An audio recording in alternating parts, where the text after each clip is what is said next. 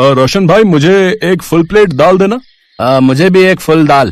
अरे हाफ दाल पैक करना रोशन। सुरेश, मैंने दाल को तड़का लगा दिया है, सबके ऑर्डर पैक कर दे। इसकी खुशबू बिल्कुल माँ की तड़का दाल जैसी है। माँ, काश तुम मेरे साथ होती। माँ, तुम्हारे जाने के बाद मुझे अपनी गलती का एहसास हुआ। तुम्हारी कमी कोई पूरी नहीं कर पाएगा माँ। रोजाना शाम के 7 बजे से रोशन के ढाबे पर भीड़ लग जाती थी, जिसकी सबसे बड़ी वजह थी रोशन के ढाबे की दाल तड़का। उसके ढाबे पर दाल खाने और पैक करवाने के लिए लाइनें लग जाती थी।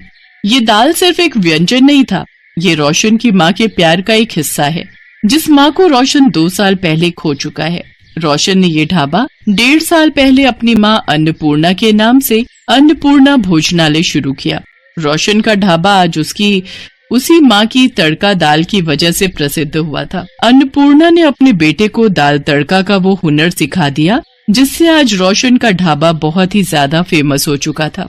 रात को रोशन जब घर आया तो उसकी आंखों में आंसू थे। वो पलंग पर बैठा तो पत्नी ममता उसके पास आई। उसकी भी आंखें भर आईं और दोनों खूब रोए। सारी गलती मेरी ही है। आज माँ जी के कारण ही हमारा घर फिर से पैसों की तंगी से ठीक हुआ, पर माँ जी हमारे बीच नहीं है। तुम्हें पता है ममता, बचपन में माँ मेरे पीछे पीछे मुझे रोटी का निवाला और दाल खिलाने के लिए दौड़ती थी और मैं दरवाजे की ओट में छुप जाता था। रोशन बेटा कहाँ है? देख, अब तंग मत कर, जल्दी से आजा बेटा, मुझे काम पर जाना है। तू दाल रोटी खा लेगा तो मुझे तसल्ली रहेगी, कम से कम तू पीछे से भूखा नहीं रहेगा। जल्दी से आजा बेटा, मुझे देर हो रही है। माँ, मैं तो यहाँ हूँ, मुझे ढूंढो। अच्छा, तू वहाँ दरवाजे के पीछे खड़ा है। पति के जाने के बाद रोशन की माँ अन्नपूर्णा घरों में खाना बनाने का काम करने लगी। धीरे धीरे रोशन बड़ा हुआ। अन्नपूर्णा गांव के सेठ के घर में खाना बनाने का काम करके पैसे जोड़ जोड़ कर उसको पढ़ाती लिखाती रही। अन्नपूर्णा ने कभी भी अपने ऊपर ध्यान नहीं दिया। वो तो बस यही चाहती थी कि उसका बेटा रोशन पढ़ लिख कर अपने पैरों पर खड़ा हो जाए। अरे अन्नपूर्णा, कभी अपने ऊपर भी ध्यान दे दिया कर। तेरी साड़ी कितनी फटी हुई है? इस महीने की पगार दूंगी तो तू अपने लिए एक साड़ी खरीद लेना। सेठानी जी, इस महीने तो बहुत मुश्किल हो जाएगा। रोशन के कॉलेज की फीस भरनी है। मैं आपसे कुछ एडवांस के रुपए भी मांगने वाली थी। अगर आप मुझे 2000 रुपए और एडवांस दे देती तो बड़ी मेहरबानी होगी।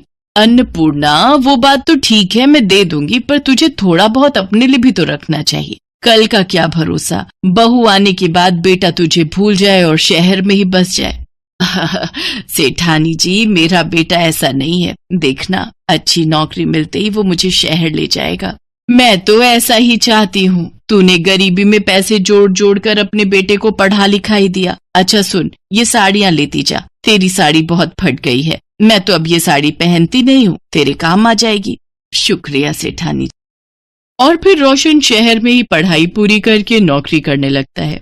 कुछ दिनों तक तो रोशन सेठानी के घर जब अन्नपूर्णा काम पर होती थी तो सेठानी के मोबाइल फोन पर अन्नपूर्णा से बात कर लेता था, पर कुछ समय बाद उसका मोबाइल पर फोन आना बंद हो गया। सेठानी जी, रोशन का कोई फोन तो नहीं आया? बड़े दिन हो गए, उससे बात नहीं हुई।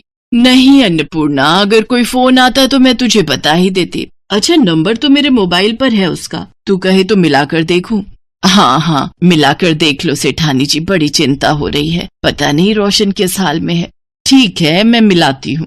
सेठानी उस नंबर पर फोन मिलाती है जिस नंबर से रोशन फोन किया करता था, पर फोन नंबर स्विच ऑफ आ रहा था। अगले कई दिनों तक अन्नपूर्णा सेठानी के फोन से उस नंबर पर फोन करवाती रही, पर अक्सर ही वो नंबर स्विच ऑफ आता था। फिर एक दिन किसी लड़की ने उस पर फोन उठाया।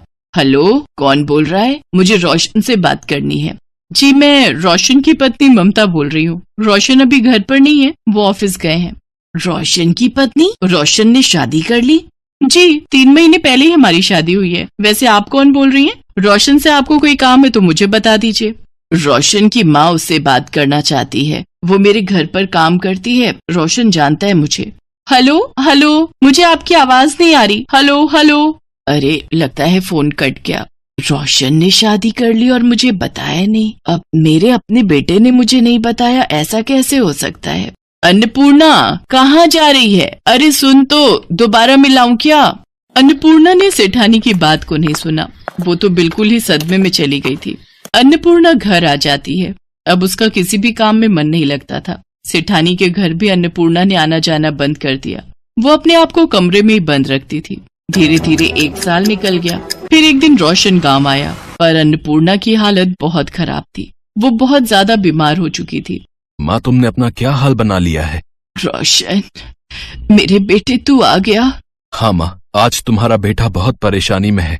माँ, मेरी नौकरी छूट गई, पैसों की बहुत तंगी है माँ, मैं बहुत परेशान हूँ। किस मुंह से तुम्हारे पास आता? मैंने भी तो गलतियाँ की हैं। बिना तुम्हें बताए शादी कर ली और उसके बाद अपने काम में व्यस्त हो गया। तुमसे मिलने की कोशिश भी नहीं की माँ। पर आज परेशानी के वक्त में मुझे तुम्हारा सहारा चाहिए माँ, वही गोद चाहिए माँ, वही माँ चाहिए माँ। मैं हार रहा हूँ।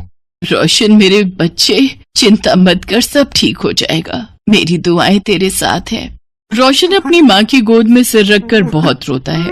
अन्नपूर्णा भी अपने बेटे को अपनी छाती से लगा लेती है। अगले दिन रोशन माँ को लेकर शहर आ जाता है। शहर में रोशन के हालात बहुत खराब थे, पर अपनी माँ के हाथों का खाना इतने दिनों बाद खाकर आज रोशन बहुत खुश था। आज इतने दिनों बाद आपके हाथ की दाल खाकर पुराने दिन याद आ गए। माँ जी, दाल बहुत स्वादिष्ट है। सचमुच आपके हाथों की तड़का दाल की अलग ही खुशबू और स्वाद है। कितने दिनों से ऐसा खाना नहीं खाया था। आपके आने से घर में रौनक भी आ गई, और सच कहूँ तो मुझे भी बहुत आराम मिला है। मैं इस माँ के प्यार को अपने से अलग कर चुकी थी। मुझे माफ कर दो माँ जी। अरे बहू, मैंने तो किसी भी बात का बुरा नहीं माना। रोशन बेटा, अगर तुझे मेरे हाथ की दाल इतनी पसंद है तो और लोगों को भी पसंद आएगी। तू काम के लिए परेशान भी है, तो क्यों ना तू अपना ढाबा खोल ले। तुझे काम भी मिल जाएगा और अच्छी कमाई भी होगी। माँ, वो तो ठीक है, पर मेरे पास अभी इतने पैसे नहीं है कि मैं अपना ढाबा खोल सकूं। रोशन बेटा, मेरे पास कुछ पैसे जुड़े हुए हैं। सेठानी जी के घर काम छोड़ने के बाद जो पैसे बने थे वो मैंने जोड़ कर रखे थे कि कभी बहू से मिलूंगी तो दूंगी। आज वो पैसे तुम्हारे ढाबे खोलने के काम आ जाएंगे। रोशन और ममता की आंखें आंसुओं से भर आती हैं। वो चाहकर भी अन्नपूर्णा के एहसानों को नहीं चुका सकते थे। अन्नपूर्णा ने अपना पूरा जीवन अपने बच्चों के लिए जोड़ने में निकाल दिया। रोशन ढाबा खोलने की तैयारी कर ही रहा था कि तभी बीच में अन्नपूर्णा की तबीयत खराब हो गई, और फिर एक रात अन्नपूर्णा सोई तो दोबारा कभी नहीं उठी। अन्नपूर्णा के दिए हुए पैसों से ही रोशन अपनी माँ की याद में अन्नपूर्णा भोजनालय की शुरुआत करता है। अरे रोशन, पता ही नहीं चला सुबह के 4 बज गए। बातों ही बातों में समय कब बीत गया ध्यान ही नहीं रहा। हाँ ममता, माँ की बहुत याद आ रही है। ममता, माँ हमें देख सुन रही होंगी ना? हाँ रोशन, माँ हमारे साथ ही और हमेशा रहेंगी। रोशन जानता था कि आज वो जो कुछ भी है उसकी माँ की वजह से ही है।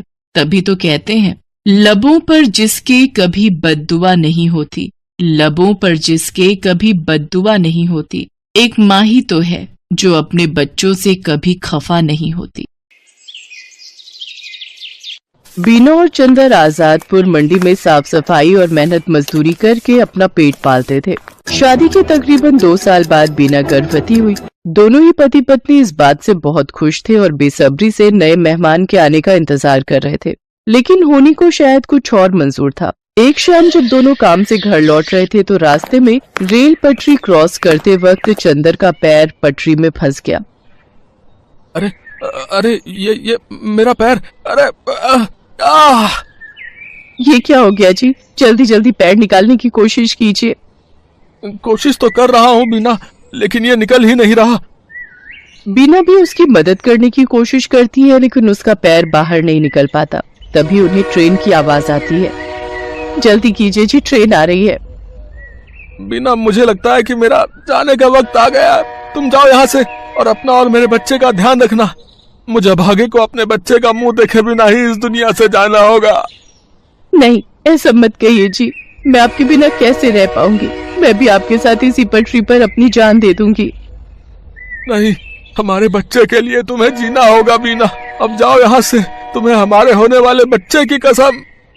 जैसे ही बीना पटरी से दूर जाती है तभी ट्रेन आकर विनोद को पल भर में ही काट देती है। बीना की आंखों के सामने उसके पति की मौत हो जाती है। एक ही पल में उसकी हंसती खेलती दुनिया उजड़ जाती है और वो एक विधवा बन जाती है। चंदर के जाने के बाद बीना बिल्कुल अकेली हो चुकी थी। अब वो अकेली ही मंडी जाती और मेहनत मजदूरी करती और उससे जो कमाई होती उससे अपना पेट भरने लगती है। एक दिन बीना घनश्याम को कुछ प्याज फेंकते हुए देख रही थी।